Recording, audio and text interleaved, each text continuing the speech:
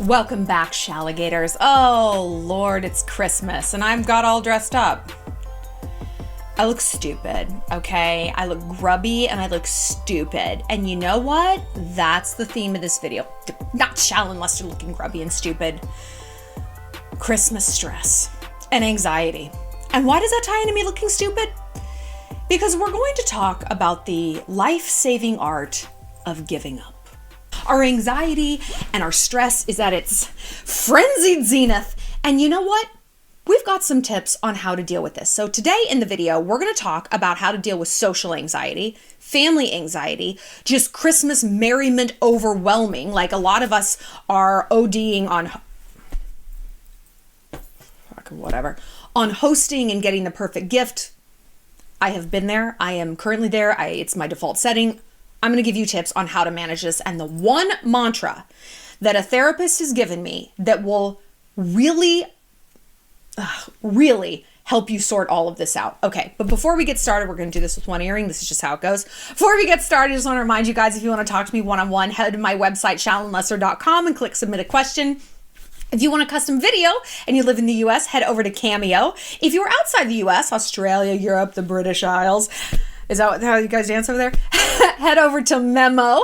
And please consider donating to our fundraisers. We're helping fund some classroom projects for teachers around the United States. Everything from gloves and snacks to books and school supplies that these little kiddos need. And the fundraisers are a few $100s each, and we're going to update them down below at the link as we fund them. And we've funded, I think, 10 projects so far. We're just rocking, rolling. And please don't think you have to donate a lot. $5, $1, it totally adds up and we can get her done. So it's just such a wonderful, heartwarming way for us to show our gratitude to teachers this holiday season because, damn, man, God knows I don't want to do that job. So, like, thank you. I had great teachers. I'm sure you guys did too. Very happy that they're out there in the world. So I don't have to be. What are we talking about? Holiday stress. Can you tell I'm just like at my wit's end? I love Christmas. I love Christmas. Around July, inevitably, I'm like drunk at a pool and I'm like, Christmas is coming. It's like the tipping point has occurred through the last half of the year and we're like, it's happening, you know? And I always get so excited and I want to make Christmas so special and so over the top. And people are like, it's so over the top. It's so commercial. I'm like, could not resonate less with me. I love it. I wish every house legally had to decorate. I wish it went on for 6 months. It's never too early to see Christmas decor. I'm so psyched. But it's also a really stressful time because when you love Christmas, you want to make it perfect. And if you hate Christmas, it's equally stressful. So no matter which side you're coming from, you're like, ugh. And part of this thing, so we're going to move through the different the different anxiety and pain points. Number one is, for me, like trying to make everything perfect. The perfect wrapping, the perfect gift, the perfect outfits for the parties that I'm hosting or even just attending. What did I say at the beginning of this video? The life-changing magic of just giving up. Just giving up. Now, hold on. When I say giving up, I don't mean giving up on your health, on your budget, on your friendships, on your self-care, on your job. No. I mean giving up on this huge umbrella, this oppressive weight of expectations that really only you are putting on your shoulders. Now you might be saying, no, it's not me. It's my kid's school and they want me to make like little Grinch-shaped candy canes or whatever. What the fuck is all this Grinch bullshit? And like the poop emoji ornaments and baby Yoda. I am a sophisticated woman and I grew up in a sophisticated woman's house. We never had any of that stuff. Like, no. Our house, our tree, I will put up a little tree tour. It's like Art Deco themed. Like, I've never been so happy to be childless. Like, I want a sophisticated Christmas. Anyway, I digress. Yes, it might be that like there are a lot of expectations. You have to cook for the company Christmas party. Your kids want this present assembled. Like you have to make your boyfriend's gift perfect. You're going over to your in-laws and like you just really need to like bring the heat and have that casserole fucking nailed. I get it.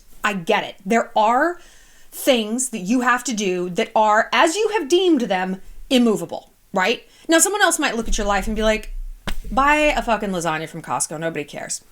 And you're like, no, I'm not doing that. I want you to make a list of all the things you have to do that have to be perfect. Not just that you have to do, things that have to be perfect. Actually, no, make it of all the things you have to do and then kind of like put little tick marks by the ones you think have to be perfect and be really real with yourself. For me, it's showing up looking perfect. Like, I have gone to a lot of Christmas parties, and I mean, I was stressing about the outfits and the gowns and the hair and the fur and the fake and the heels, like for weeks, if not months. It's like, I needed to show up looking perfect. Okay? And because, and it's out, you know what? And it sounds so stupid when you say it out loud, but this is data. Write down what you have to be perfect at and then say it out loud. Tell a friend. My Grinch peanut butter cookies, they have to be perfect. Your friend's gonna be like, aren't you serving them to 6-year-olds? Yes. I mean, they eat like paste and like their own snot. I don't think they need to be perfect, Kelly. They just need to kind of be green, I guess. No, but the other moms, they're gonna know. They're gonna know what? That you are busy and you have a lot of stuff to do, and fuck, you made these, like you did it. You showed up and you brought these things. What is this, the Great British Bake Off? The great 6-year-old, car of people who judge confectionery? No. If you can communicate what needs to be perfect to other people, it's like you immediately hear how silly it is. Well, if I'm not wearing the perfect Gucci shoes that match my Ralph Lauren gown, that match my faux fur, to this wedding, then, and have your friend be like, then what? What happens if your shoes aren't exactly perfect with that gown? Answer the question, Shallon. Well, then, you can't answer it. You can't answer it. Most times you can't. If I show up with a non-perfect casserole to meet my mother-in-law, then she's going to think I'm not good enough for her son. Is that really what you think she's basing her entire assessment of you on? I mean, people are horrible. It might be like a percentage of it. What are the other percentages? How you treat her son? Are your goals aligned? Are you both the same religion? I mean, moms care about that shit. Do you both want the same amount of kids? Are you nice to her little pet chihuahua, Wieners? I mean, that might be part of it, but it's not all of it. My shoes not matching my gown might be part of what someone's judging me on at the wedding. But maybe the other parts are, am I personable? Am I nice? Do I not get too drunk? I don't drink at all. It's hellscape being sober. Like, am I dancing on the dance floor? Am I cheersing? How you look is part of it. But to get that granular, I don't think anyone notices. But I'm making myself crazy over this. Why? Why are we making ourselves this crazy over perfection that things, when you really realize it, people either probably aren't going to notice. If they do, they're probably not going to pass judgment on it because they're just as stressed and frazzled. If they are passing judgment on it, first of all, who the fuck are they? Right? Fuck you. If they are passing judgment and they are an important person, that means they're judging a lot of other things. And that's good. That's good. I mean, that can be a scary prospect. It's like, oh no, she's not just judging the casserole. She's judging everything else. Okay.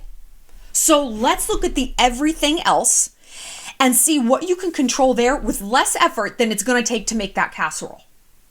I can go buy the casserole. Fine. I'll buy the casserole. So then, because I bought the casserole, I got more sleep.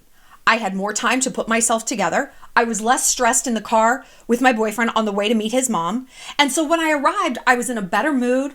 I had more energy to help her in the kitchen. I was more complimentary. I was my better self. So that's a pretty good return on investment for buying that casserole instead of spending 6 hours making it. Interesting. The things you think people are judging you on, they're not. And again, if they are, they're judging you on a lot of other things that you have more control over that are going to be more impressive than whatever this thing you've localized on. You're not stressing about your personality, probably, because you're like, I got that under control. I'm awesome. Great. That's actually what people are judging you on. Your personality, your attitude at the Christmas party. Are you making conversation and mingling? Are you being nice to the host? Great. Then bring the stupid Grinch cookies. Bring a store-bought lasagna. Nobody really cares. But let's move on to other stress. Family. Now, I'm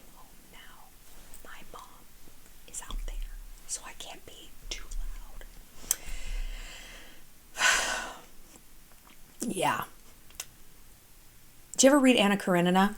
We did a Shallywood movie club on Anna Karenina, and I said in there, and I know we didn't really do anything with Shallywood Movie Club. I'm sorry, maybe we'll restart it in the year. You know how sometimes I feel like I do this a lot. I start things and I don't finish them, like a marriage. But I just, you have to just try something. You're like, I don't know if it's enough bang for the buck or whatever, but maybe we'll get back there because it is a fun thing to do in the winter when we're all like hunkered down. But anyway, so I love Anna Karenina, the book, because, and it is quite a fucking slog, but the first line is one of my favorite opening lines of any book. It was, every happy family is happy in, no, I'm sorry. Every happy family is the same, but every unhappy family is unhappy in their own way. And it's one of those lines, it's a slow burn. When I first read it, I was like, okay.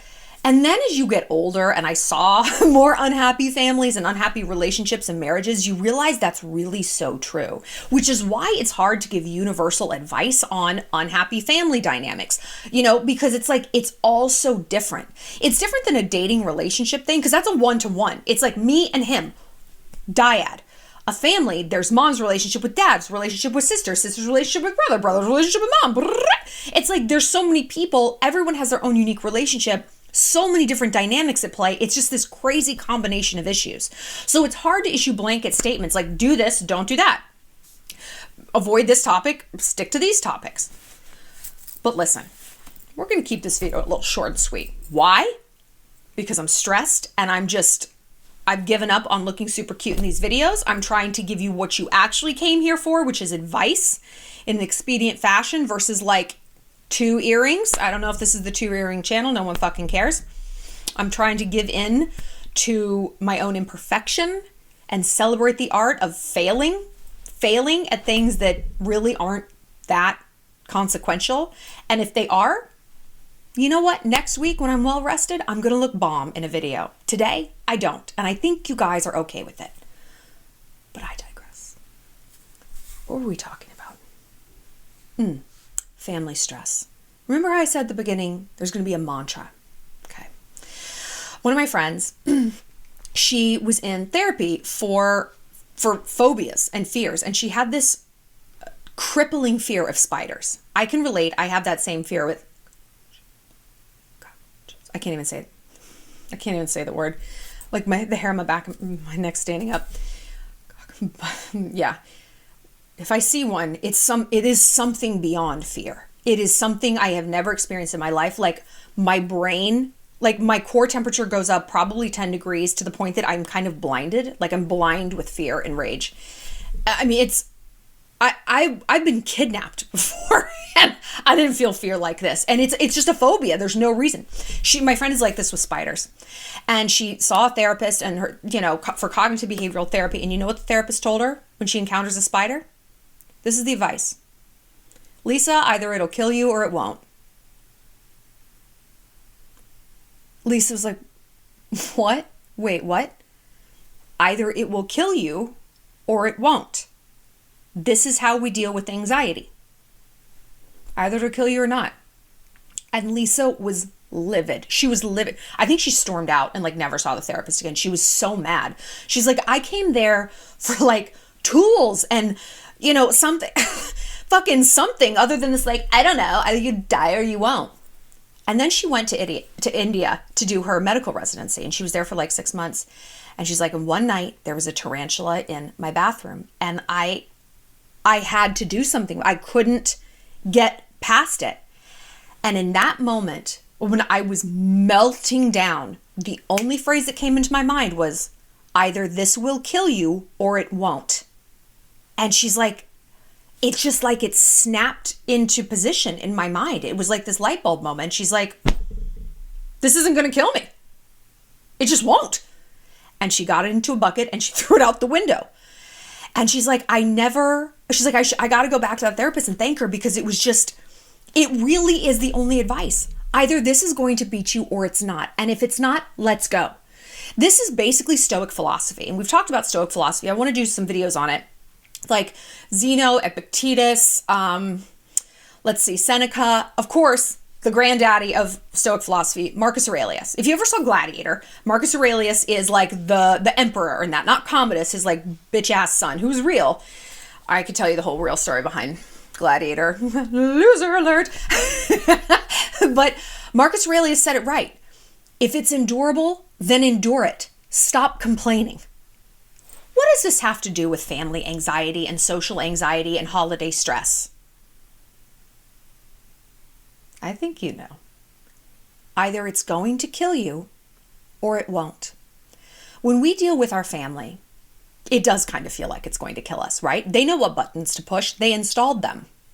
And so we're so constantly, easily triggered. 24 hours a day. Trigger. And I understand that having to be around family is just an exercise in pain. But look, let's break this down. Either this is a everyday thing that you're around your family all the time, you live with them, you're stuck at the house, whatever, or it isn't, or you're home for Christmas. If you're home for Christmas, if this is endurable, then endure it. Stop complaining. And if it is unendurable, if you cannot stand drunk Uncle Marty, if your sister makes you want to scratch her eyes out, then don't endure it. Now hold on. You might be thinking that when I say don't endure it, that means rage at the dinner table, flip the turkey over, say something mean to your mother-in-law's wiener dog, don't do that. Unendurable means I'm making a plan to avoid these dynamics and these situations. The bad news is that probably won't happen overnight. I mean, maybe it will. Maybe you can say, you know what? I'm stuck at work. I'm snowed in, COVID, You are allowed to lie in these situations. You are, because a lot of times telling our family or anyone the truth, I just actually can't stand you guys. Are you after peace or victory? I mean, you might have a righteous reason and justification to say you guys are awful. Is it going to fill you with peace? Fuck them. Forget about them. Is it going to fill you with peace? Because so much of the time, as we know, confrontation leads to more stress than it ameliorates. And that's why we say pick our battles. We have to know, is this ultimately going to get me to a place of happiness and peace? Who cares about justice? Who cares about righteousness? Who cares about what's fair? What is this going to get me? And a lot of times that's a conciliatory lie. I'm stuck, I just can't do it. So maybe you can get out of these situations. When in doubt, choose the thing that feels like freedom. But let's say you can't. Let's say you can't just wave a magic wand. Okay, now you have your goals for next year. Work more shifts. Finish that degree. Get a better job. Save your money. Don't buy that stupid thing from Brandy Melville. You're not going on that bachelorette weekend with this chick you met 4 months ago. You're not doing these things. You have one goal now. Money. Save your money, become financially independent, move out. If you live on the outskirts of town in a shitty studio apartment, that is your castle though. That is your piece of the world. And you know what that place is filled with? Peace. Peace. That's what makes it a castle. That's what makes it your place in the world. It belongs to you. And you fill it with only things that nurture you. But you can't if you don't start now setting the goal for financial freedom. And you know what? Financial freedom is the only freedom. It is the freedom upon which every other freedom is built. So this is probably not where you thought this video was going to go. It's like, oh, listen, it's Christmas. Maybe you're getting Christmas money. Maybe you can sell some things that you don't want. Maybe you can go through your closet. You're a clever girl if you're on this channel. You can figure out a way to make more money, save the money you have, and do a little bit better for yourself. Because if something is not endurable, that's okay. You have the right to say it isn't. But then you have the right, nay, the obligation to do something about it. The consequence isn't, I stick around forever and make the rest of my family miserable. Because do you think they're happy with you around? I mean, no. Everyone deserves to be happy and only be surrounded with people they like. I look at my friends with kids, and especially the ones with tweens and teenagers, and it's like when the teenagers are surly and they're rude to their parents. I had this thought the other day. I'm like, you're in my house. I wouldn't tolerate a house guest who's like, I hate you. I'd be like, great, get the fuck out. I don't want you here either. To have someone in your home who doesn't like you, why is that acceptable? Why is that acceptable? So if we don't want someone in our house who doesn't like us, we can't be the thing in someone else's house that doesn't like them. And when we can become financially independent, I mean, my relationship with my mom took a completely different turn when I started making a lot of money, because it's like she no longer had to like worry about me and the credit cards and the rent and my saving. It's like I could be an adult, and her time as mommy not is over. She's always going to be my mom. She's always going to act like my mom, but I was more autonomous. Like she doesn't have to mother me in the same way. And so we could forge a great relationship as friends. You know, we've always been friends, but like it takes this stress off, you know? But maybe you are financially independent and you're like, I can't get out of seeing my family.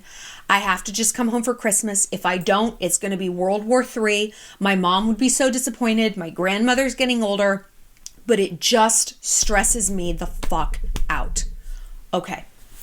Like we said, if it's endurable, endure it. It's not going to last forever. It's not. And when we encounter stressors, like going to CVS and the chick behind the counter is a bitch, or they don't have a prescription ready, we understand that's a finite interaction. We're not going to be at CVS for the next 3 days. It's going to be over soon, so we're just going to suck it up and get through it. And for some reason, we lose sight of that with our family. It's like, this stress is going to last me forever. This triggery conversation with stupid Uncle Marty at the dinner table is going to haunt me for the rest of my life. I mean, it will if you want it to. And I'm not one of those people who's like, just let it go. I don't know, just let it go. Oh, easier said than done. But what we feel when we come home and we're stuck with our family and they're like pushing all our buttons is a sense of powerlessness. And that harkens back to how we felt as children, because we were powerless. And when we were kids, it's like on some level, we didn't know how long that powerlessness was going to last and how powerless we were going to feel. Like, okay, they've taken away our toy. Are they going to take away our bed? Are they going to take away our food? Like, not that our parents would do that or there was precedent for it even, but we don't know. And when you have a sense of powerlessness, it's part of the anxiety around it exists in the imagination of it. Like, you really just don't know. Am I going to be trapped here forever? Am I ever going to make friends again? Am I ever going to get to go outside and play? It's just, there's a lot that goes on and goes into that. So how you can dial down the mania with your family is to cultivate power and personal power and agency where you can. A huge thing that I try to do is take a walk or go for a walk by myself when I'm home. And I build that in. Another thing I do is I do these videos. Like, this is my own alone time. I take a long time getting my makeup done, then I'm editing. It's like, this is my, it sounds funny, this is my quiet time, you know, just for me and for you guys. But see how you can carve that niche out, right? I have to walk the dog. Oh, he needs an hour and a half walk every day. You know, I have to be on Zoom with my boss for 2 hours. No, you don't. Whatever it is, put that into stone when you come home. Hey, this is just part of my routine. I'm really sorry. And coincide it with peak mania with the family. Maybe it's when your dad starts to drink when he gets home from work and you're like, ugh. That's the time you go for your walks. That's when you go to the gym. That's when you work on your thesis. That's when you check all your emails. Try to be strategic about this, because that is going to give you, again, that feeling of power. And that is going to be the antidote. Something else that's going to help is to realize that, speaking of power, you are now in control of your life. If you're an adult and you don't live at home anymore, you're in control of your life. We've talked about this when we talk about being bullied, that like the things the bully says probably only lasted a few minutes, days, months, you know, and that is I'm not saying it's not a long time, but we are the ones who keep giving life to it by carrying it on in our own minds. We don't interact with that bully anymore, but we're like, I'm a slut, I'm stupid, I'm a fag, I'm retarded, whatever they said to you, right? And we just keep it going. Like, the bully doesn't even need to be there. They wound up this toy and it's just going to go forever. The same with issues with our parents. Yeah, they might harangue us about not having kids or our credit card debt, but we're the one who keeps that going in our mind. And sometimes we should, if it's credit card debt, yes, you should get out of that. But if it's like, when are you going to marry a Jew? It's like, Mom, I don't know. I don't care. We are the ones giving life to that and breathing life into it. And I'm not saying that you're going to erase the hurt and the annoyance of them saying that, but you can decide to stop hearing it as soon as they stop saying it. You can decide to stop chewing it over and gnawing on it like this bone you go back to again and again and again, and keep giving it power. Part of the reason we do that is because we have a right to. We're righteously angry that they're harassing us about something that is stupid. Would you rather be right or would you rather be happy? And happiness is in forgetfulness. A happy marriage involves both people forgetting a lot of bad things that the other person did, right? Same with a happy family. And this goes back to Anna Karenina. Every happy family is the same because every happy family is full of people who let things go, who don't keep bringing things up, who don't remark on all the inconsistencies and failures of the other people in the tribe. People who keep moving forward, who don't take everything to heart, who sort of trim that emotional grass and blow away the dead ends, and they let it go. And it's basically muscle memory. You have to practice at it. Part of the way you practice is to make sure the rest of your life is busy and full and productive, where you do have those sense of power, so that when someone comes at you, Shallon, don't you want kids? I'm like, no, Aunt Patricia, I don't. Thank you. I'm good. Why can I say that with a smile on my face? Because the rest of my life is good. I have a career that I love. I have a dog that's thriving who is the bane of my existence and the love of my life. I have healthy friendships. I have hot dudes on Tinder. So I'm not so like punchy and triggered about someone saying, hey, one part of your life isn't where I personally think it should be. I'm like, cool. The rest of my life, it actually is where I think it should be. And you know whose opinion matters? Mine. And I live my life according to my opinion all the time. 24 hours a day. So you can give your opinion. That's okay. I'm not bothered by it because I'm not bothered by anyone's opinion. That's simply not how I conduct myself. I am used to living by my opinion. And we can cultivate that sort of emotional Kevlar right in the moment by instantly going into our mind and thinking, in what ways do I live my life on my own terms? My best friend is my best friend on purpose. I'm dating my boyfriend because I like him. I wear what I want. I listen to what I want. I have my own goals and dreams. And girl, if you can't come up with anything about why you live your life for yourself, now we have some New Year's resolutions for you too. Okay. Everything is data. And annoyances and triggers, they can be data too if you'll allow them, or they can just be an endless spiraling loop of getting pissed off and sad and upset and miserable. Or you can have the fortitude and the strength of character to step back and say, what is this trying to tell me? What could this be pointing me towards? I don't know. Oh, that, I should get my GED. Okay, that's why I got so pissed when Aunt Kathy said I was uninformed. I'm punchy about that because I am uninformed. I don't watch the news because it makes me feel stupid because I think I'm stupid because I dropped out of high school. So maybe I should get my GED and then, and then I won't feel stupid. And then I won't care what Aunt Kathy thinks because I'll know that I'm smart and I'll know that I can do something with my life. That took me 15 seconds. Imagine where you could get in 15 seconds going into your own mind and breaking things down and looking at things curious, not furious. Hey, what could this mean? No judgment. I'm just going to unpack it a little. It's Christmas. We're unpacking things all the time. Wouldn't the best present to unwrap be your own cognition, your own mind, your own triggers, your own goals, and your own future? I think so. But let's talk about social anxiety. Ooh, social anxiety. I go to a lot of things. I'm very social and I am a pretty anxious person, and people don't think that because I'm so socially fluid. But the reason I have gotten fatter, I've lost 25 pounds, but I was a butterball for my frame. I'm not tall and I have a very delicate frame. And so 20 pounds on me is a lot. It's not, I was getting to the point where it's like, oh, I can hide it well. I'm like, oh, is that where we are? Okay, great. So I became that way because I had a very hectic summer. I had a lot of house guests and I didn't feel like I could say no. I didn't feel like I could say, when are you leaving? I didn't feel like I could say, hey, I got to take like the next 2 days and just do a bunch of work. Like my work is suffering. But what I could do was eat. And what I could also do was drink. And I was doing both of those things copiously because I was trying to pacify myself because I was so anxious all the time. And that's typically been my pattern when I'm socially anxious. I eat or I drink, and that it's like I'm fueling my anxiety. It's like I'm feeding this furnace so I can like talk and like breeze around and blah, blah, blah. I want you to know, though, that if someone like me has social anxiety, do you know what? Everybody does. Everybody does. Please do not think you're special because you have anxiety. Well, I'm diagnosed. Who gives a shit? I am so tired of people thinking that the thing that makes them cool and special is their vagina and what they do with it or what they don't do with it or what they call it or don't, and their anxiety. It's the least interesting thing about you. Is this giving you more anxiety? I'm sorry, but here's a splash of cold water. You're not special. This is the good news, though. This is the good news. Because everyone feels this. And I know you think, well, I'm young, and then people grow up and they don't have anxiety. Girl, yeah, they do. They just add in alcohol.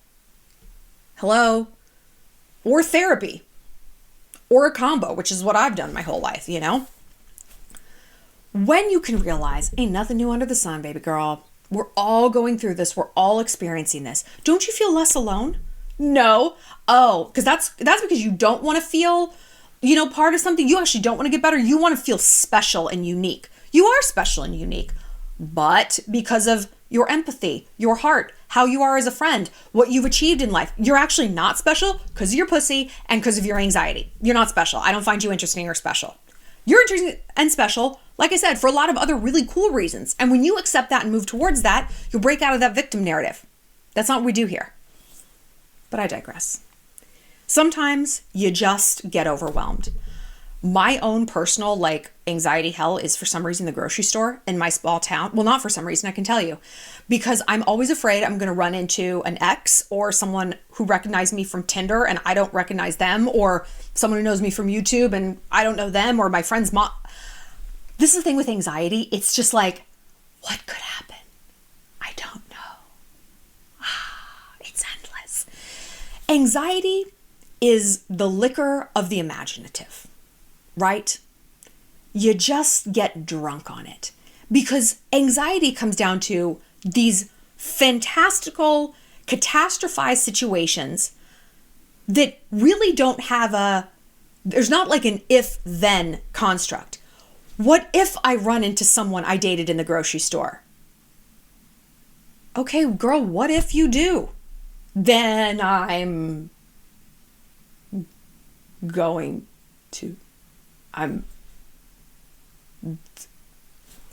like, what is my monster under the bed there?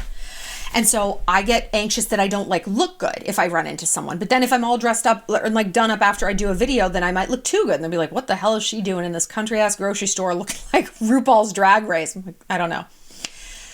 Anxiety just feeds on the unknown. It also feeds on self-absorption. Because what is anxiety? What are you stressed about? What's going to happen to you? To you.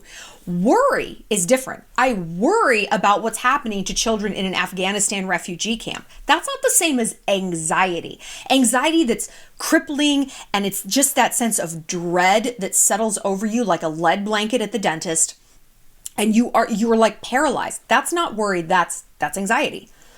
Anxiety, though, is self-focused. If I go into this grocery store, I'm going to see my ex's mom. Oh my God. And then what? Does her world stop turning because she ran into you buying hot dog buns? Nobody cares. People in that grocery store aren't like, well, are we going to see Shallon? Is today the day Shallon needs more hot dog buns? I bet it is. We don't care what people think about us so much if we knew how seldom they did. So how do we fix this? Well, if anxiety preys on imagination, you can fix it with facts. Okay, I run into someone I know, and then what?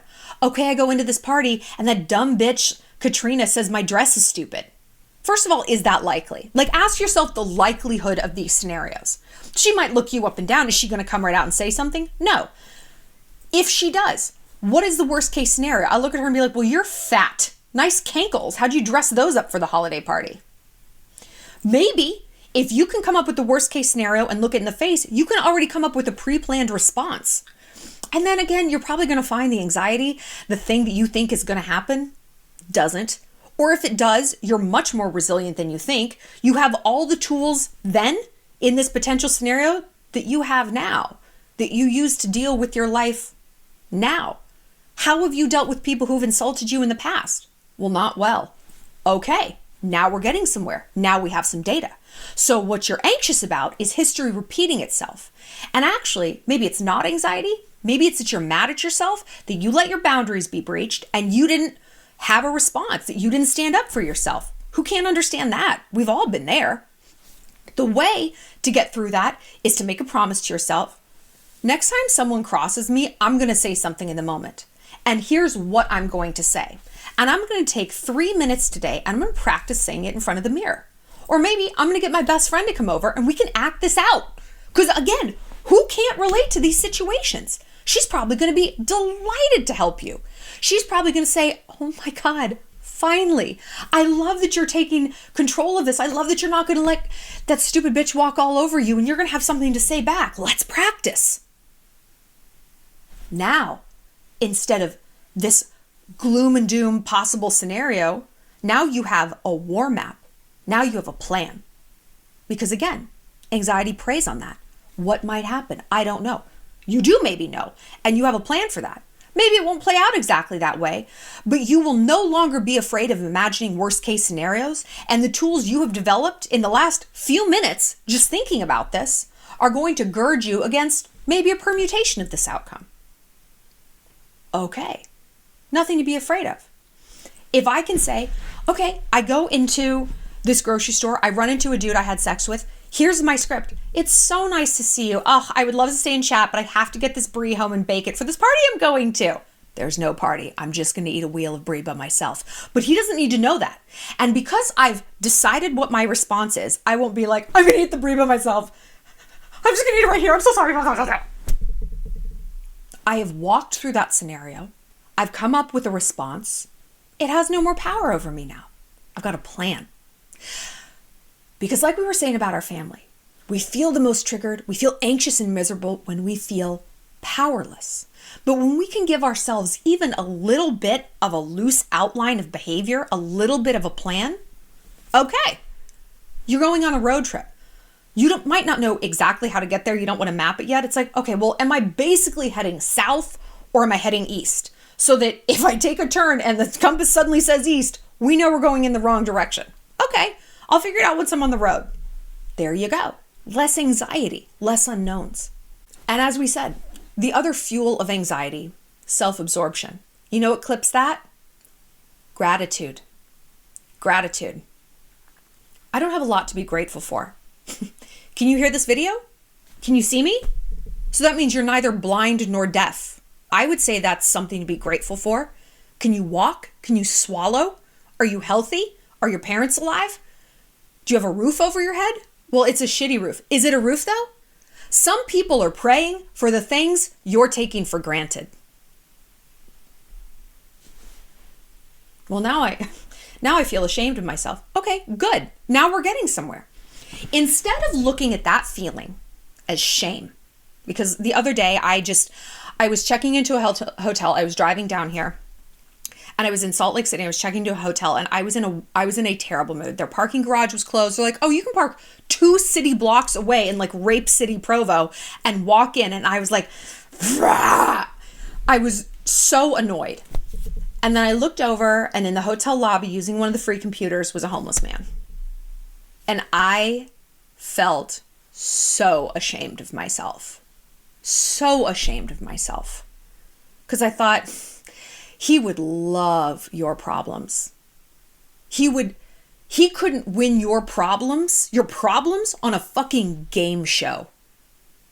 You would make his day if you could give him one of your problems. If he was in those circumstances. And I was like, I like slithered up to my room and hid under the covers. I was so ashamed of myself. But then I realized shame without growth is useless, right? It just makes us feel bad. It does nothing to help anyone else. I mean, it doesn't change anybody else's circumstance, but growth can. So I thought, all right, instead of just feeling like ashamed of myself all night long and eating this sad pizza, I'm going to say, what is this shame trying to point me towards? This is a signpost. It is fuel. It's a nudge in a direction. Maybe it's that I should be a little bit more grateful. And I didn't feel that shame so strongly for nothing, because overall in the last few weeks, I don't feel like I've been cultivating gratitude in the way that I should, you know? I mean, and there is no upper limit to how much gratitude we can cultivate. There just isn't. And that's a good thing, right? Because there's always so much to be grateful for. And there's always an opportunity to stop and step back and be like, I'm annoyed I'm standing in this line at Costco, but at least I can stand. Even if it's just that small. Everything else in my life is wrong. My account's overdrawn. My boyfriend hates me, blah, blah, blah, blah, blah. But I can stand. I can walk. I can breathe. I'm alive. Okay. And then when you start to cultivate that feeling, your body's like, your chest starts to loosen. The shame starts to loosen. And we're like, what else am I grateful for? I do have my best friend. Yeah. My cat really is into me. So that's pretty cool. And then it grows and it grows and it grows. A long time ago, we did a challenge about positive spirals. How to cultivate positive spirals. It's very easy to do a negative one. Down we go. To spiral up is something radical, right? But that's what gratitude essentially is. It's an upward spiral. I'm grateful I can walk. I'm grateful I have a car that gets me home safely. I'm grateful that I have a home at all. And inside that home is my dog and my boyfriend and my sister and a closet full of warm clothes so that I don't freeze all winter. Okay, now we've spiraled upward. Now that shame in our chest is loosening. And now the anxiety goes away too. Because we don't want to look around for gratitude because we're afraid of that shame feeling. Because we know that, but we have to stop associating that shame with something negative. It's not. Don't look at that as a negative thing. Look at that as a positive feeling. That is the poison of anxiety leaving your body. That is the pinchy yank of a psychological splinter being removed. That's what shame is supposed to feel like, right? And it only needs to last a minute. Ow, ow. The rest of the feeling is healing, is growth, and is betterment. So when you're anxious and you don't want to think about anyone else because you want to avoid that shame, because you know that's what's coming, like you know that's what's under there, girl and guy and gays. Flip it. I don't want to rip that Band-Aid off. But you know what? I'm a little bit stronger than that splinter. I'm stronger than that Band-Aid. I can take this because I know on the other side of that feeling is healing. And there's no more anxiety. And there is a positive spiral. And there is gratitude. And there is that loosening in my chest and the relaxation. Okay. And that is what fuels altruism. That's what makes us feel better. That's what makes us turn and help the rest of the world instead of saying, I'm the only one in pain. The fuck you are. Sit down. How dare you? You feel ashamed? That's okay. That's the Band-Aid coming off. Now what's on the other side of that? Let's practice. When we can really break down these feelings that seem so overwhelming in the moment, right? Like we just feel like we're drowning in them. When we can just take a little step back, we realize we're drowning in a 2-foot pool and all we have to do is stand up, right? It's really not as deep as we think. But it's just a matter of, do we want to? Do we want to get out of these emotionally deep waters and walk back onto dry land? We do, and we can. Just take it one step at a time. Get curious, not furious, about the emotions driving things. And that's how we can dismantle them. Like we said, it's muscle memory. The more you practice, the better you'll be. So practice in the little times. Practice in the road rage incident. Practice in line at Costco. And so then when you're dealing with the big social anxiety thing, the big party, the big family get together, the thing that has to be perfect for the holidays, you will already be okay with unpacking things, letting shit go, looking at places to be grateful, and living by your own opinion with your own personal power. Thanks for tuning in. We'll be back tomorrow. I'll see you later, Shalligators. Merry Christmas.